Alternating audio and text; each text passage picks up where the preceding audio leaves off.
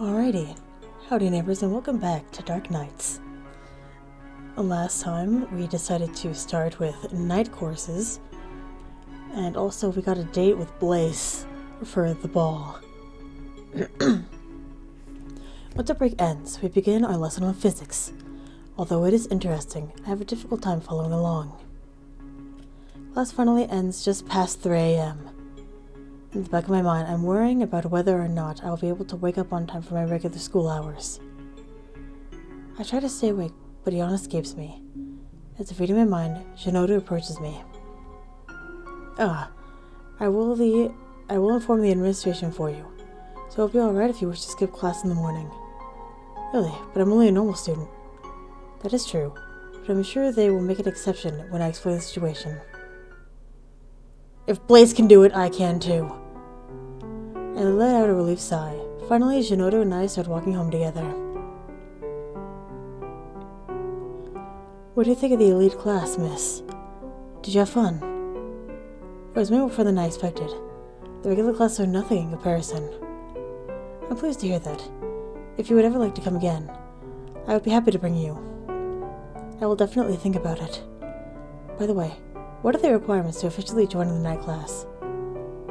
There are no requirements in particular. The purpose of the class is to offer a more comfortable environment for those who stick out otherwise, or who cannot make the time to go to school during the day. I, for example, would not feel comfortable around the day class students. I'm sure they would notice my injuries. Oh, it may be overdue, but I apologize for not speaking to you during the last break. That's my line. You were sitting all by yourself and I wandered off. Shinoda uncomfortably scratches at his scalp, slightly averting his gaze. I'm sure you noticed that people try to avoid me. I did. Why is that though? You're so nice. I feel like I should be honest about this with you, miss. The class believes I am the son of a mafia boss. They stay away from me because they fear that they will be harassed or murdered. Haha, that's a good joke. Unfortunately, it is not a joke. For what it is worth, they are all kind to me. Overly so, in fact. They are simply afraid of their lives. I told them that that isn't true. Well, in a way it is true. The living dead tend to follow me, so it is almost as if I have my own gang.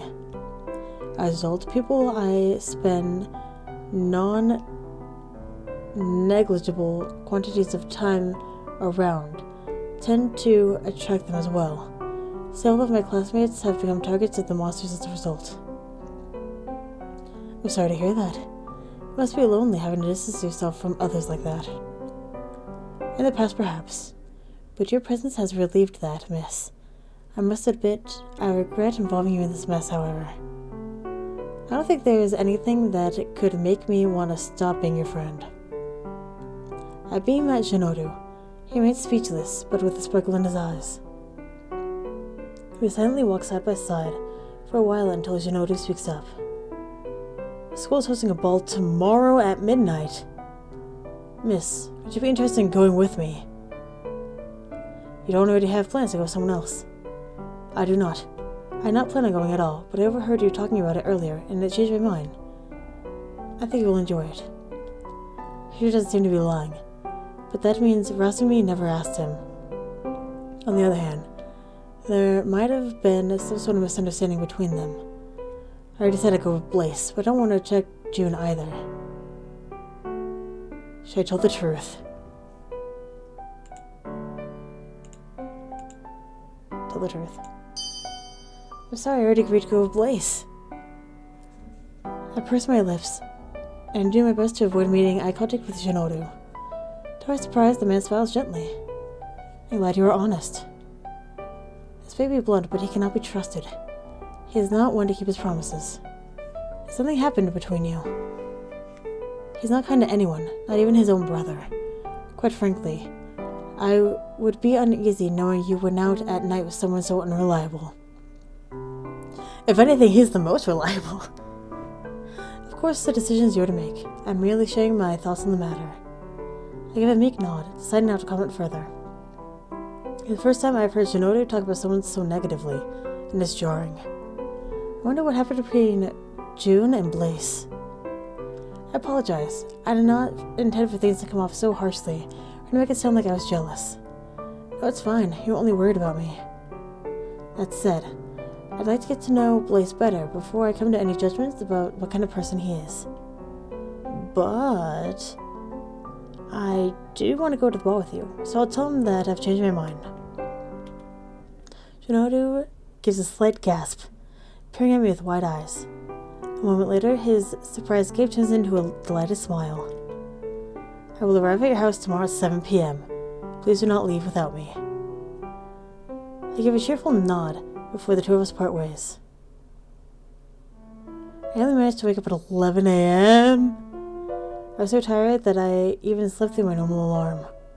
After devouring breakfast, I considered my plans for the rest of the day. Oh, right. I don't have a dress for the ball yet. Actually, what's the dress code for it? I decided to spend a few minutes pursuing my mother's calls before jumping straight into a new purchase.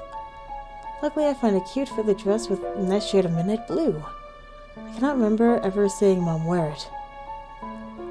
What with her overall simple style of clothing, I'm surprised she even owns something like this. I try on the dress and look in the mirror.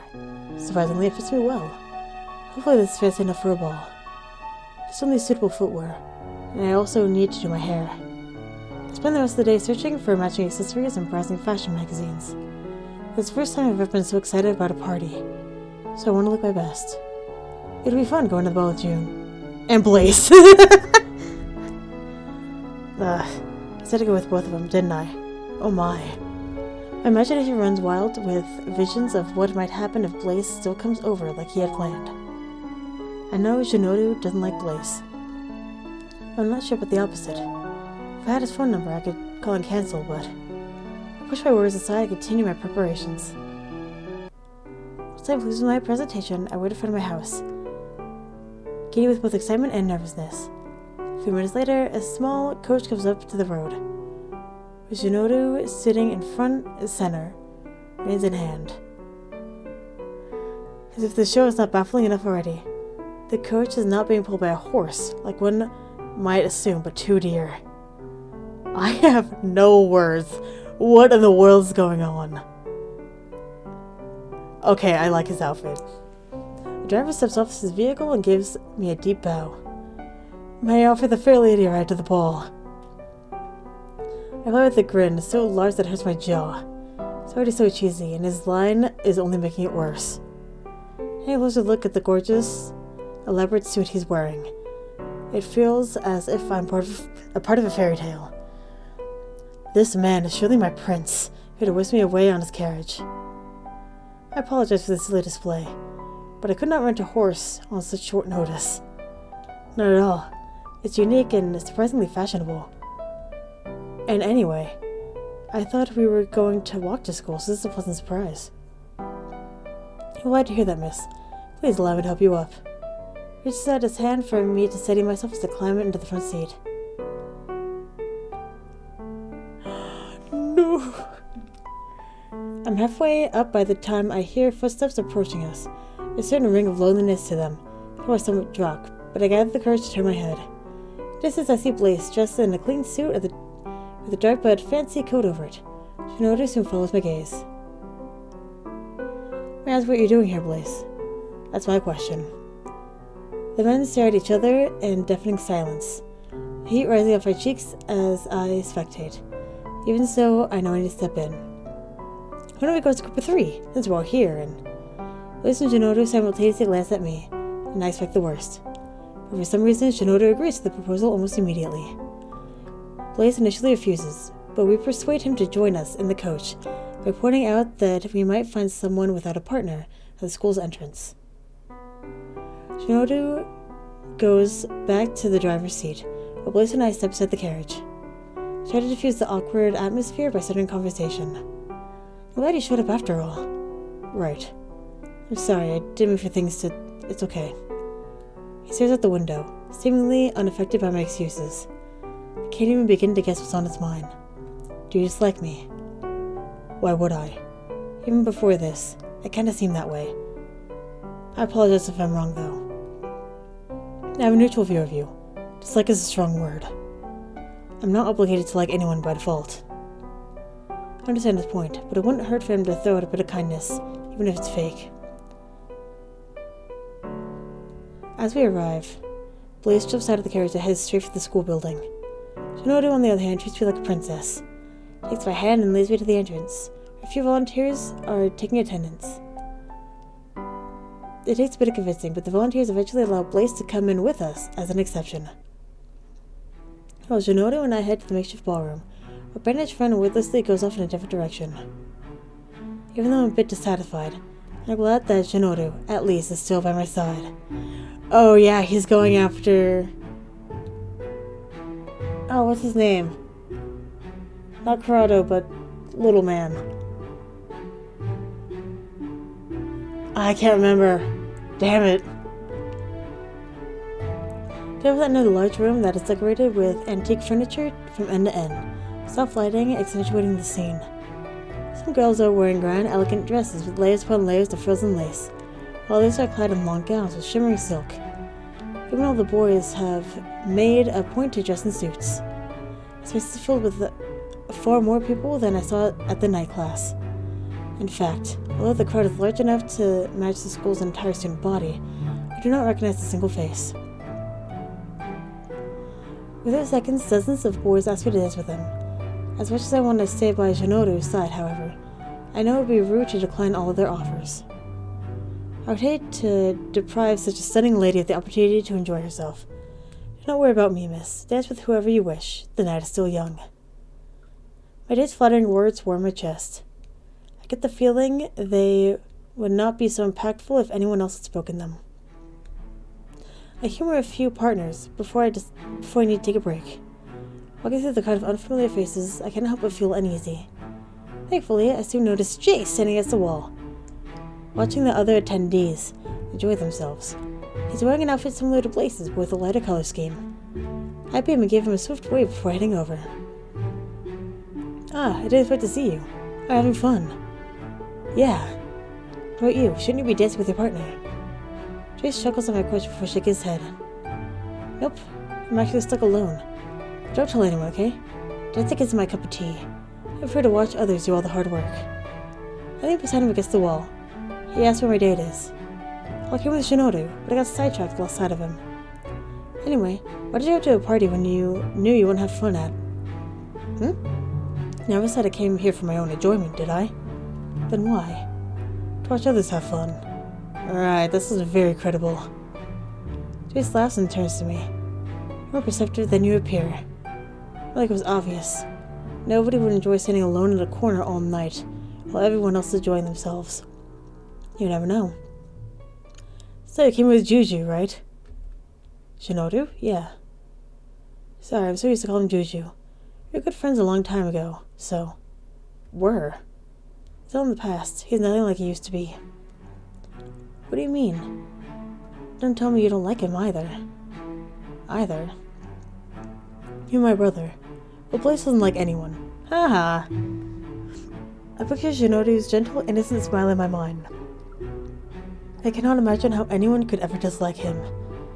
Although he is quiet and reserved at first, once you get to know him, he becomes warm and sweet. You used to be friends with June, huh? Can you tell me about your past? I give Jace puppy dog eyes, but he only pinches my cheeks, doing his best to hold his laughter at the side of my distorted face. Ow! I don't like this, Jace. So I couldn't help myself. He looked funny in a cute way. Hehe. Anyway, let's go somewhere quieter so no one will hear us. I want to point out that no one can hear us where we were, but the bandaged man walks on ahead. We stop at a small balcony that oversees the entire schoolyard. Jace sits on the railing and gestures for me to come closer. So why do I want to hear about my past with Juju? Just out of curiosity. His red eyes met mine. For a second I thought they would glow, but then he bows his head, causing his bangs to cover them. I'm not sure I should tell you any of this, but whatever. It seems like so many memories. Where do I start? Jay scratches his head and peers out to the starry sky before telling me his story. Bliss and I met Shinoru at his mansion. I'm sure the ball bounces this way. Come here, bro. Ooh. Oh, fuck, it's just them. Wow! God damn! You scared the crap out of me. The two little boys crawled their way through a bush and found themselves in an unfamiliar garden. I don't think we should be here. Aaron and Blaze went to pull his brother closer. Another child walked over with the ball they had lost. Hi, are you looking for this? Little Shinoda smiled innocently as he handed over the toy. Whoa, are you the son of the rich family who lives here? We're not rich, it's just a big house. Jay stared at Shinoda in awe before taking the boy's hand between his own with an excited expression. Want to play with us? You idiot, we shouldn't. We're not allowed to wander off. My parents would get worried. Idea for a tiny, tiny bit. Okay, if it's only for a short while. The three children snuck off to a nearby playground. By the way, what's your name, rich kid? You can call me Shinoda. Or June for short. I'm not rich, but Mommy and Daddy are. Hehe, I'm Jace, and this is my brother Blaze. Why does he look so angry? Does he dislike me? No, his face is always like that. You know what? Angry, you bunhead. Blaze averts his gaze and crosses his arms. Bunhead? Ignore my stupid brother. Let's be friends, June. Shinoda hesitated for a minute and then smiled weakly. I never played games with anyone my own age before. I'd be glad to become friends with you. The boy bowed politely, but Jace took the opportunity to headbutt him. Shinoda rubbed his head, frowning in surprise. Don't be formal with your friends, okay? We're equals.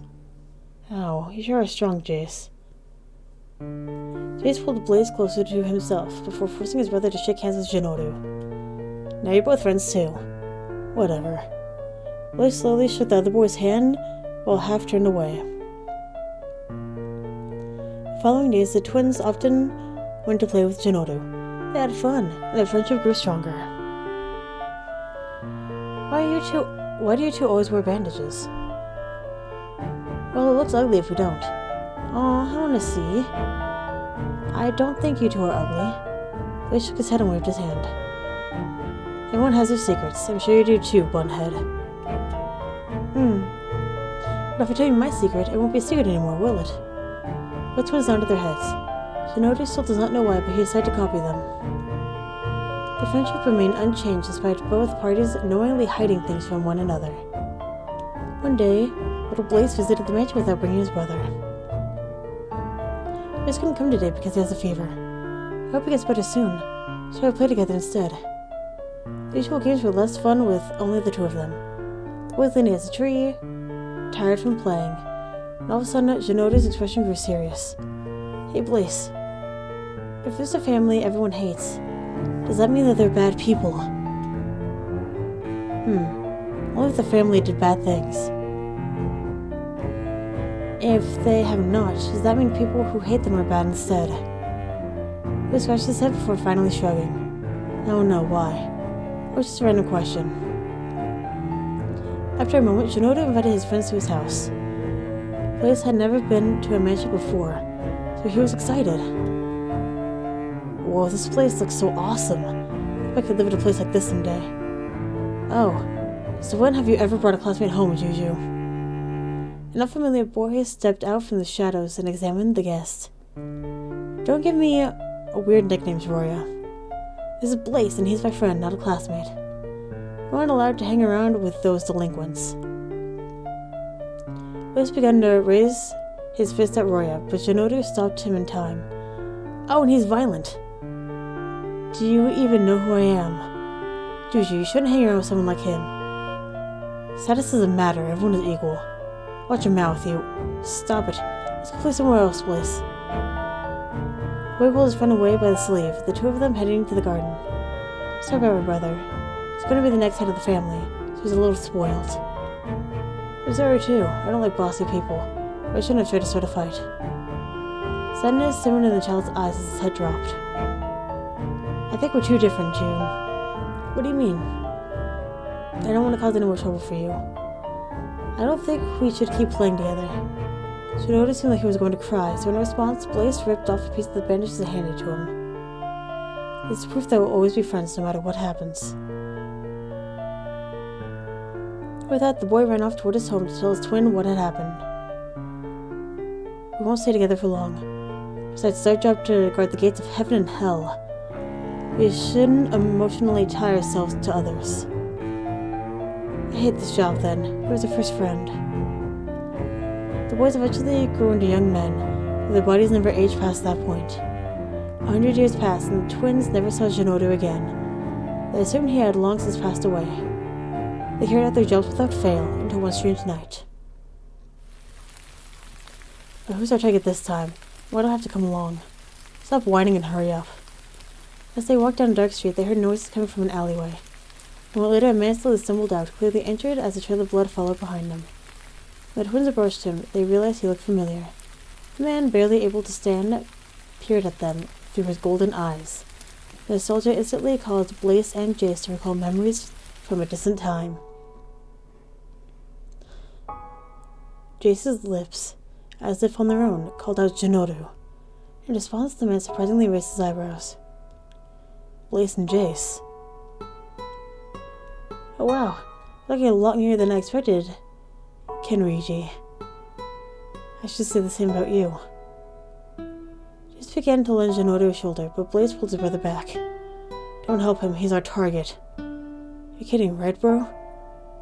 We've seen him move on his own. How could he be dead? What are you talking about? Jinoru grabbed his chest and coughed up blood. Even though he was in pain, Blaze showed not an ounce of pity. We don't have to kill the living dead. We mustn't mistake him for someone else. Don't you think it's weird that he appears so young after a century had passed? So, Mr. I still look young after 100 years. Why don't you tell us your secret? Again, I can ask you the same question.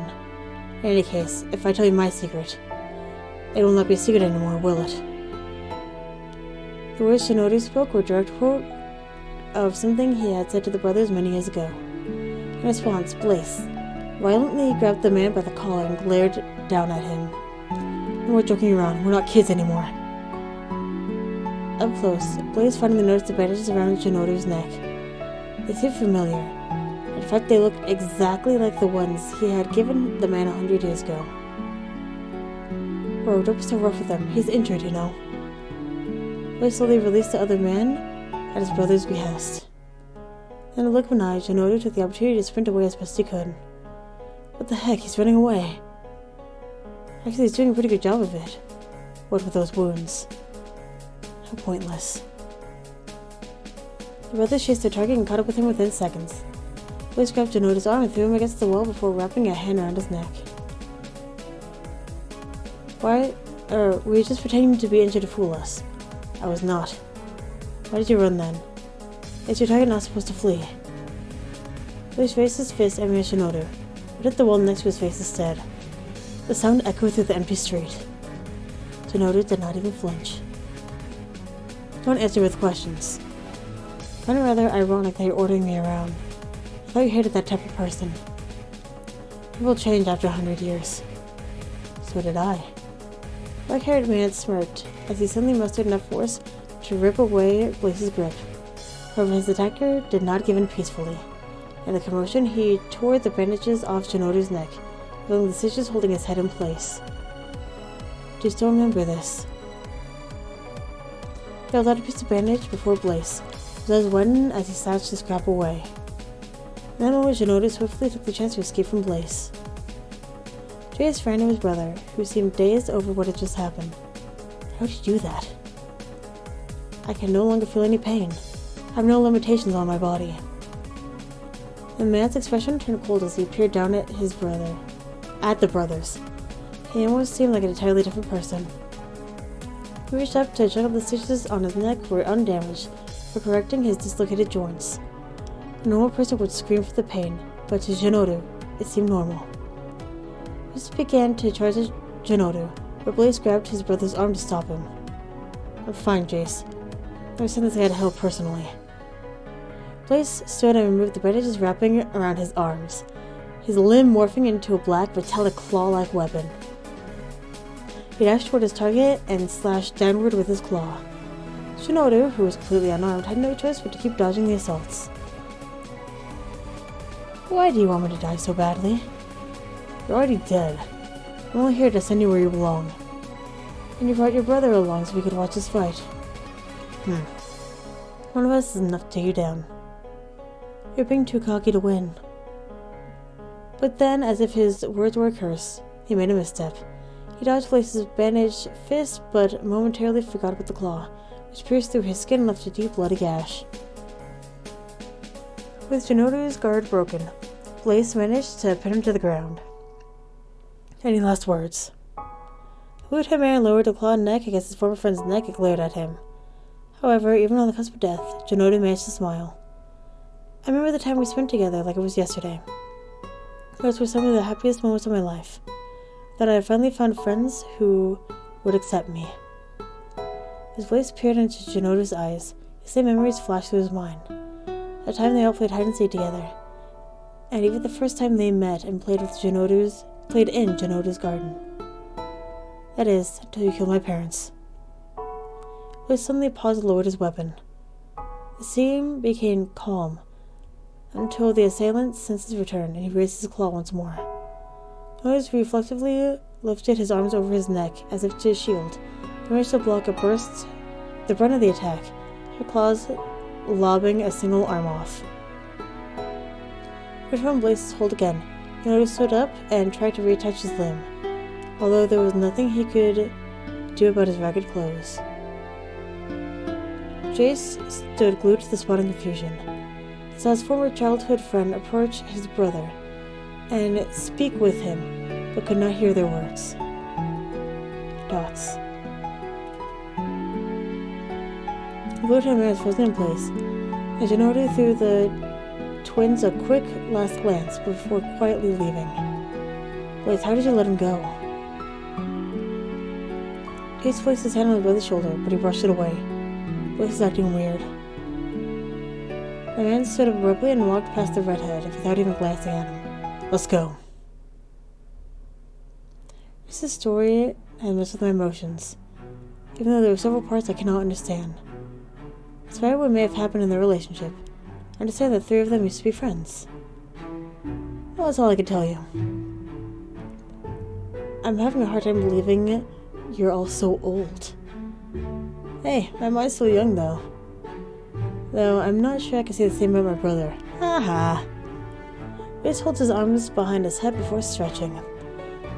Despite his casual, friendly attitude, he seems more mysterious than usual. I don't know much about Juju anymore. That was the last time we actually spoke. Why don't we try to reconnect? You hurt my brother, and I cannot forgive him for that. You used to be friends though, didn't you? That's true, but Blaze clearly isn't ready for anything like this. You haven't seen the pain in his eyes. Sometimes on bad days, it seems like he's about to break down. Anyway, I can understand why Shinoru hates us. So it's not like he's unjustified either. I purse my lips.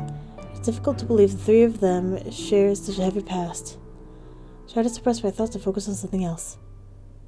By the way, didn't you say you were ugly without those bandages? Was that illness you mentioned a lie?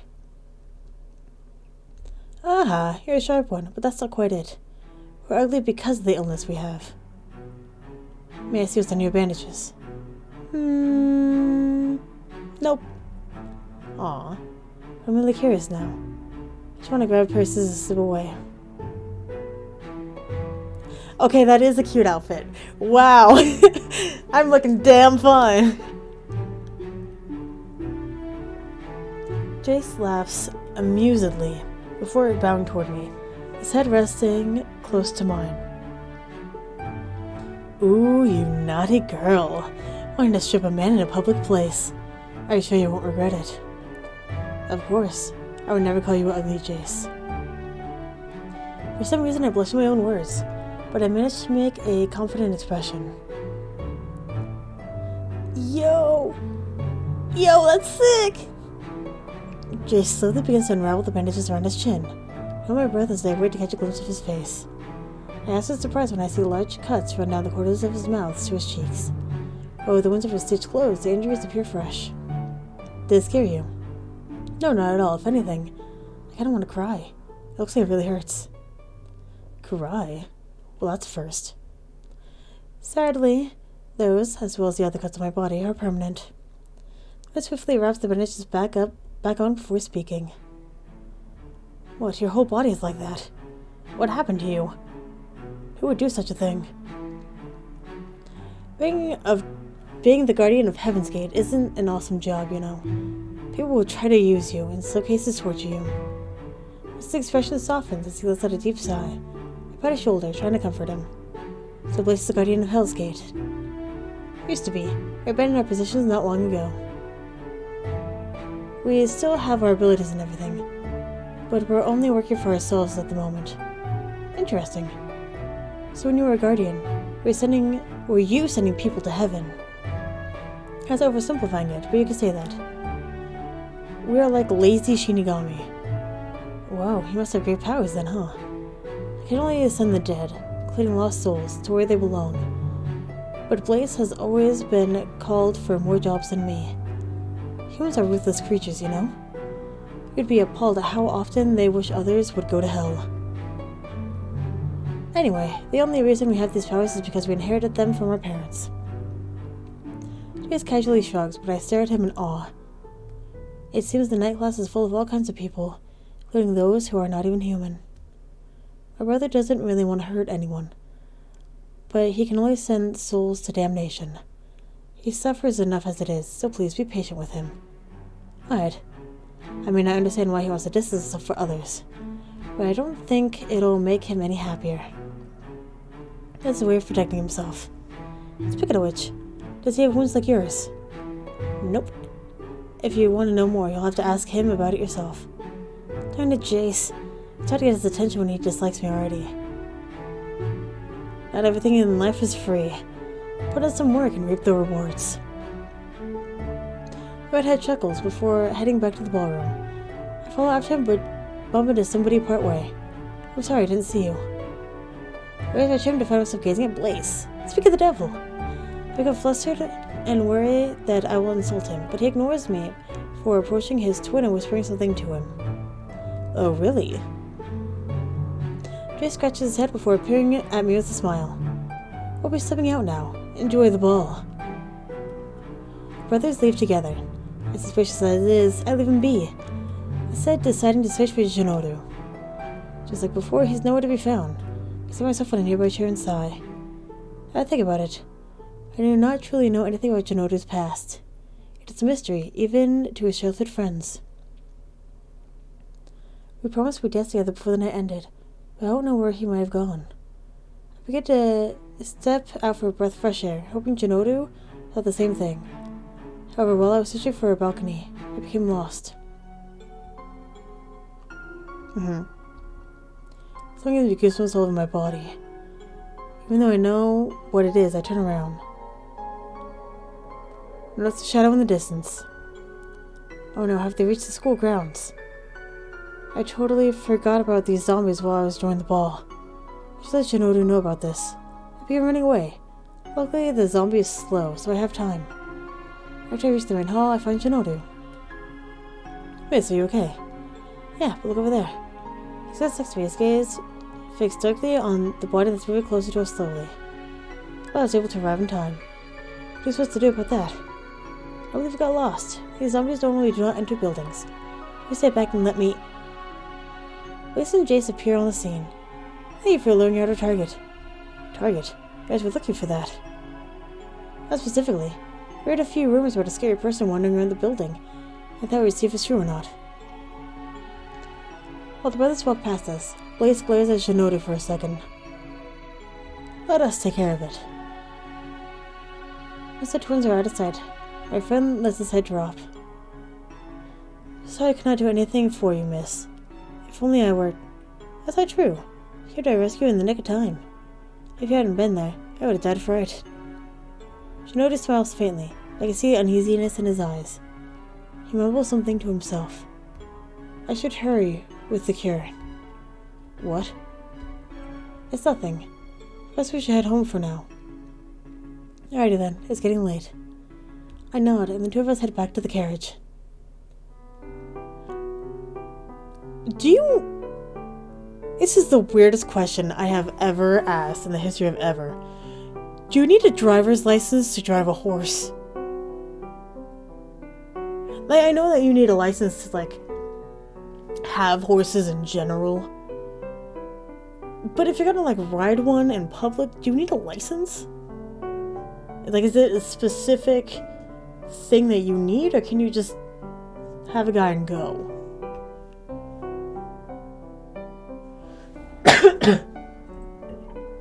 Sadly, it's something that... You know what? I'm looking it up right now. Here we go. You're about to join me on this experience of learning how the fuck... Do you need a license to drive a horse? Horse and buggy. There we go. Each driver must demonstrate his or her ability to drive with care to the horse and equipment. Each driver must have his or her valid driver's license in possession to operate the carriage. So you need a driver's license, as well as being able to...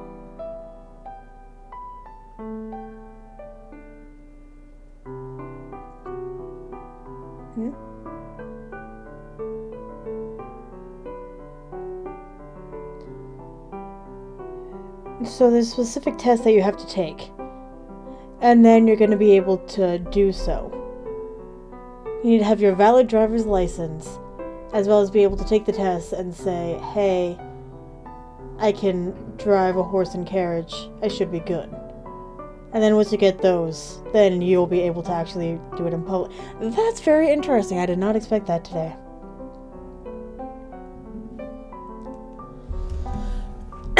Anyway, now we know. Back to the action we go. Sorry about that. I sit next to June in the front seat, so it's easier for us to talk. Would you mind if we stopped at my house for a bit? Sure. Although I want to ask what happened between Janodu and Blaze. I don't want to accidentally ruin the mood. I'm sorry everything did not quite turn out as expected. Weird things like that always seem to happen at me at the worst times. I wanted to spend time with you, but you disappeared. Sorry, I stepped out for some fresh air because it's getting warm in there. I want to think about it. I danced with a lot of guys tonight. The only one I really wanted to dance with was nowhere to be found. When we reached the mansion, we headed to the backyard where small lanterns were lit along the path, giving us barely enough light to see the ground. Before he says anything, I asked for a dance. I slowly placed my hand on top of his, blushing all the while. To be honest, I'm not much of a dancer. Jody placed his index finger in front of my lips, silencing me, before taking my free hand and resting it with his shoulder. He patiently guides me through the waltz, and then another classic ballroom dance. I try to hide my nervousness with a smile. Our movements feel strangely natural as we step around the yard. With Shinodu leading the way, I feel so much more confident about my dancing. I'm sorry we didn't get a chance to dance together at the ball. I realize this does not make up for it, however. It's nothing to be sorry about. I'm just glad we got to spend time together now. Me too. You look absolutely stunning in that dress, miss. And watching you move so elegantly is a sight to behold. My friend's words make me speechless. He knows how to pull at my heartstrings. While we dance together in the moonlight, fireflies move around us, making the scene seem even more beautiful and romantic than the ballroom at the school. When we gaze into each other's eyes, I instantly realize that I like Janoru as more than a friend. My heart beats rapidly, but I try to stay calm. Miss. His face is serious as we move a little slower. A sudden change makes me nervous, my mind racing with worry. How should I say this? I believe we should spend less time together. Oh! I blink innocently, wondering where this is coming from. So much has happened over the past few days, and I have only dragged you into my mess. In fact, I'm sure the zombie-like limbs earlier went after you because of my scent. In other words, you think I would be safer that way. Indeed. Miss, I like you. I do not wish for you to get hurt because of me. Oh, I sure my face is bright red. Are you feeling alright? You're looking feverish. He rests the cold forehead against mine, and the face become even redder. Pushed my head against Jinoru's shoulder to hide my face, primitively embarrassed by the words I'm about to speak. Miss? No matter what you tell me, I won't stay away from you. I'm already involved in this, and there's no way to undo it. So please let me help you. I don't want to keep standing on the sidelines. I want to learn more about you and hear about your past. I do not think it is anything worth telling. What are you talking about? You're the most interesting person I've ever met, June. I'll say it again. I want to be by your side. I want to learn more about you and help you. I understand. Games. It's the first time you'd ever dropped his formalities with me. My heart feels heavier when he said my name. The silence is deafening, but Shinoda's arms wrap around me, and I pulled into a strong embrace. With my face still against Shinoda's jacket, I noticed he smells exactly like this garden. A mixed scent of flowers and light rainfall. I can sense the conflicting emotions in his touch, with sadness, confusion, and happiness, as if he cannot decide which is correct. I can never understand why he feels the way he does. I can never understand why he feels the way he feels, nor why. Oh, comma. When they are so close to spilling out, he's trying to lock those same feelings away. We quietly stand still for a few moments longer, neither speaking a word, until we finally part. It is getting late. I should bring you home. Ah, right. I still have to get up for class in the morning, don't I? I shall be able to wake up in time, though. Please do not worry. I will handle things with the administration for you. But I still feel bad for skipping so many days lately. I can help you catch up on everything you missed. I thought you only went to class at night. Incidentally, I've read every textbook available in the school as a result of having too much free time. Oh wow, you must be super smart, June. Aha! Not as much as you expect. I walked next to Shinoda on the way home. Absent-mindedly, I gaze at the starry sky. No other night has felt so eventful like this. I haven't encountered any other living dead. Even ones like you. Not quite. As far as I know, aside from my brother, I am the only other one who was created artificially. The rest are ranked by their stage of decomposition. Wait, there are ranks. Indeed. I call the lowest rank the soulless. They're quite literally moving bags of rotten meat, and are quite harmless. The rank above them is called the brainless. They're more dangerous because they will attack people purely on instinct. The second rank are the fake. The living dead who look and act like normal humans, but secretly feed upon them. And most dangerous since you cannot predict their actions. Shinoda heaves a heavy sigh. He must have encountered a lot of living dead to have gone to the trouble of classifying them. Roya wanted me to avoid those sort. He was worried the state of my body would only worsen since I refused to heal conventionally. This sounds like a good call on his part. So that leaves the first rank. What are they? Will that be those that do not decompose? And they're otherwise the same as the fakes? Not quite. They sometimes obtain special abilities. Are you classified as one too? I suppose so, yes. I don't know much about your abilities. Gives me a weak smile and nods. Yes, although they are unbelievably useless. That only makes you curious. I will tell you about them tomorrow, okay? Fine. After escorting me home, Shinoda slowly raises my hand and brushes my bangs away, putting a kiss on my forehead. I hope you enjoyed yourself tonight, miss. I freeze, gawking speechlessly at nothing in particular until he is out of sight. He kissed me. I touch the spot he pressed his lips against, still feeling the coolness of his lips there. Kissing someone there. Doesn't it mean that they only like you as a friend? No, I need to calm down before I read too far into it. In the morning, I end up skipping school when I sleep through my alarm. I only hope my absence does not worry Ikuya or Ryoji. After eating lunch, I head straight for Shinoru's place. I suddenly noticed the chairs at the front door have been removed, presumably because they were no longer needed. Curiously, I knock at the door. A few seconds later, Shinoru opens it to greet me with a smile. Ah, you did not decide on using the secret passage today. Once you got rid of these changes, I thought you might prefer that I come in this way. Hehe. You're free to use whichever way you prefer. I follow Shinoru into the living room. I notice several photo albums are open and spread across the coffee table. I randomly pick up one and start perusing the photos. Oh, this is little you. You're adorable. And the man appears flustered as he takes the album from my hands to check which photo I have seen. Oh, yes, that's me. Your face is pretty red, you know. Are you hiding something from me? No. What is there to hide? Hehe. I bet there's some super embarrassing pictures of you in there. The man silently takes a seat on the couch before sorting through the loose photos scattered over the table. If you don't mind, I'd like to see the rest. Take a seat and gaze at him with sparkling eyes. In reply, he turns away, trying to avoid my gaze. I tug at his sleeve, forcing him to look back at me. I strike once more. Please. It is embarrassing. If I had known you were going to visit so soon, I would not have brought these albums out. So what? I'd like to learn more about you, and the embarrassing moments are as good as any others as far as I'm concerned. Even so, there is nothing interesting here.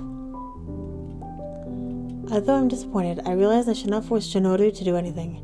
Digging up memories can be painful, especially when they're about the deceased. Before I could apologize, Shinoru was closer to me and begins to lift the cover of the album in his hands. I blink in confusion. On second thought, perhaps it would be nice to share my memories with you. It has been quite a burden, keeping everything to myself. I mean, if you want to, then... He shakes his head lightly and smiles. These memories should not be locked away. Especially not my time with Roya. You did meet him, after all. Hey, shall we start over? I wish to share my story with you. I'm shocked to say the least, but I managed to nod. Before Shinoda continues with the story, he serves me tea. You might like an appetizer, as this may take a while. As you already know, Roya and I are born into the Kenriji family. I do try to keep it hidden, however, as the name evokes certain reactions. I read about my family in the history books, as have most other villagers. It is to be expected. Which reminds me, if your whole family was supposedly to have died forever ago, how are you here? It is complicated, but I was in a slumber for around a century. It has not been long since I woke up. The village did not change as much as I expected. Where should I start? It was as if everything happened only yesterday. Shinoda flips open the album and begins the story with the first photograph. Roya, where are you? I ran through the hallway searching for my brother. Even though I told him I gave up on our game of hide and seek, he still had not come out. The room with large doors caught my attention, so I walked inside and yelled for my brother. A small wooden box piqued my interest. Rather, the fact that it was sealed behind a glass door, reinforced by several heavy locks. What could be inside? Whenever I tried to touch the glass, I heard my brother call out to me. That's the family heirloom. Don't touch it. Oh, Roya, do not scare me like that. Why is it in the storage room? It's called being hidden in plain sight, you know. Nobody told me about this. Hee. When you're older, I'll tell you all sorts of cool things. Roya grabbed my hand and squeezed it as he pulled me along. Where are Mommy and Daddy? They worked late last night, so they're resting. Oh, they've been really busy lately. I felt disappointed as I recalled the times we had spent together as a family in the past. I think I'll play with us again soon. You should go to sleep, little bro. I do not want to. Why are you always so difficult about this? Ugh. No wonder Mom has a hard time with you. You never want to sleep. How about this? As you could find me in hide and seek, we'll play tag for a little while. It'll be it. And we'll only use the second floor. Easy, right? Okay. We romped through the halls until I started to become tired. In the end, I never was able to catch Roya. He did not pass up the opportunity to tease me about it either. He finally managed to get me tucked into bed, and I swiftly fell asleep. In the middle of the night, I woke up to a strange noise. It sounded as if someone was knocking on the window, but my room was on the 3rd floor. I crawled out of bed and pushed the curtains aside, where I found a note stuck to the outside of my window. I was frightened, but I retrieved and opened the letter. The handwriting was messy, but his message was clear enough. Mr. and Mrs. Kenrigi, you have 1 week to leave this village. If you do not, the deaths of you and your sons will be assured. My hands shook in fear as I stared at the paper. What's going on? Why would anyone threaten Mommy and Daddy? I assume the letter has been accidentally sent to me instead of my parents. But I could not bring myself to give it to them. I feared it would only make the situation worse. In the morning, I ate breakfast with my family in the dining room, as I always did. The atmosphere was quieter than usual, and I could not bring myself to meet my parents' eyes. Hello? That's the mom? Oh my. Mommy, are there people who hate us? That is a mommy. Yes, but there will always be people like that, dear. Why the sudden question? Nothing. Did something happen at school? That's the dad? Oh my! Wowie, wow, wow. I'm so sorry, Mommy, but that's the daddy right there. Wow, wow, wow. Don't pay attention to the bully's son. Even if you live your life without making a single mistake, people will find a reason to dislike you. Moreover, it is important that you always be kind to those close to you. Your friends will help you get through life. Although I did not understand what my father said, his words felt reassuring. Mother reached out to gently caress my cheek, giving me a soft smile. If there is ever anything bothering you, Shinoru, we are here to listen. Daddy, when are you going to take a holiday? It's been ages since we went on a trip. We just did the circus just last month, didn't we, children? What about the hike through the forest? That was last month. I want to go somewhere now. In due time, my son. Your mother and I are busy with important research, and you two still need to focus on your schoolwork. We could take a trip over the next holiday, okay? Okay, Daddy. Mario was still moody and unsatisfied like he always has been. Like he always was, when things did not go the way he wanted them to. Mother patted him on the head and poured him another cup of tea. Daddy promised I would go on a trip another time. Don't be such a baby. Who's a baby, you walking potato? Daddy. Or you'll be nice to Shinoda. He's your only sibling. Don't give me another sibling. Oh, can't you give me another sibling instead? A less annoying one. Mother and father stared at each other for a long moment. Finally, father blushed and took a sip of tea, leaving mother to respond. I can't predict how your new brother will act. Besides, I think I'd rather give you a little sister to take care of. I don't want to take care of anyone else. Can't you give us an older brother? Nope. Sorry. Fate has already decided you're the oldest. Well, that doesn't mean June can't take care of you instead, right?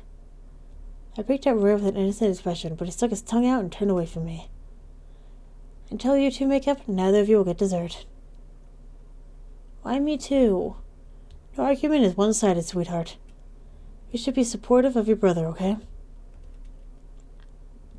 I'm not sure that's a fair punishment.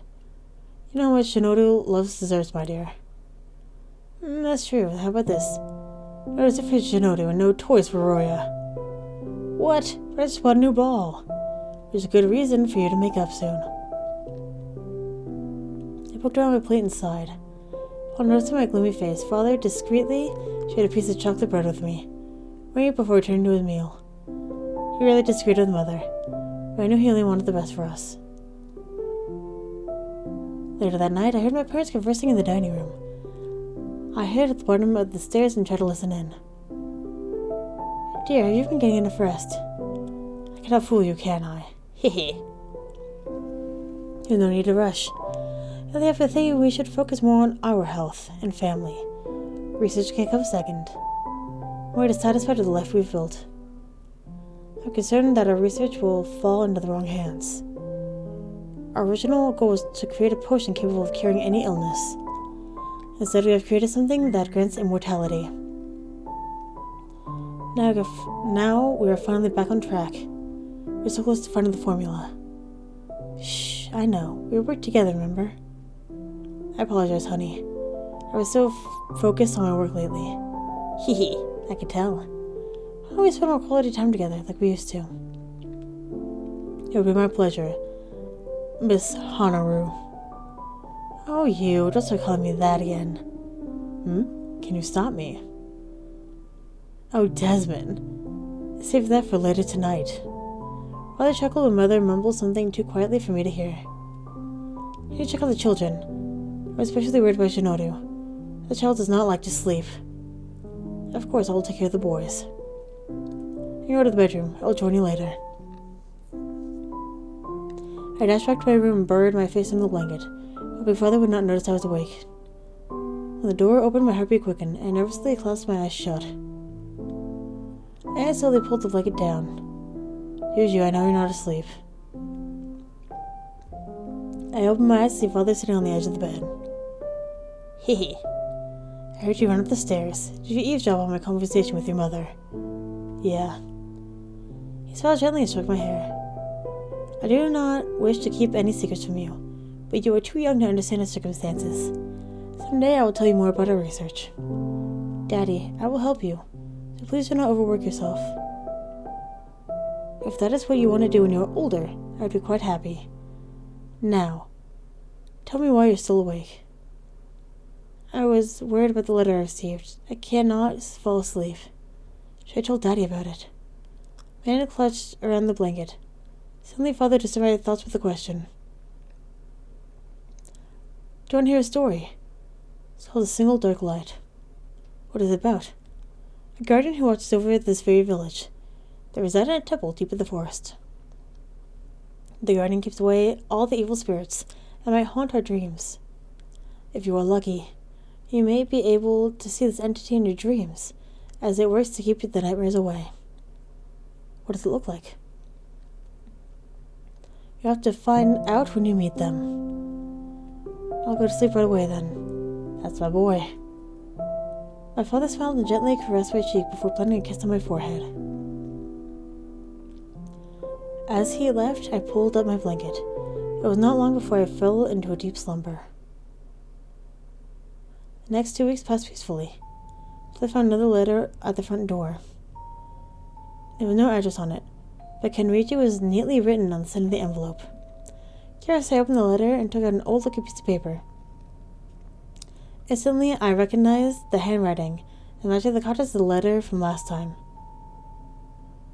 Dear Mr. and Mrs. Kenrichi, if you care for your children's safety, you will leave this village by midnight. This is your final warning.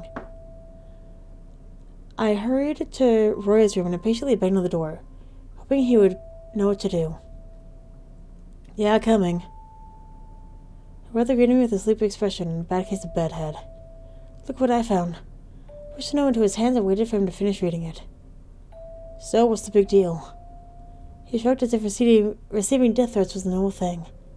I don't understand. Someone's blackmailing her parents. So what? Michelle's fools do it all the time. There's no point in worrying about it. Besides, who could break into a mansion that has dozens of guards patrolling the grounds day and night? Juju, you're overreacting. He knew about it this entire time. Roya tore the note to pieces and patted my head, smiling softly. Before we were born, someone tried to kidnap me at kindergarten. That's why we don't go to public school. Why are people doing this? Someone will always hate you when you're well known. But this is the fact that we have something nobody else does. We have the potion that makes you immortal, and everyone wants to steal it from us. I gave Roya a confused stare and shook my head in disbelief. You'll understand when you're older. For now, just ignore those flies. I sighed as my head drooped. Suddenly, I wanted to escape from my worries, so I stuck outside to find my new playmates, Jace and Blaze. And with that, I'm going to end this episode here. So thank you very much for watching, and hopefully, I'll see you later.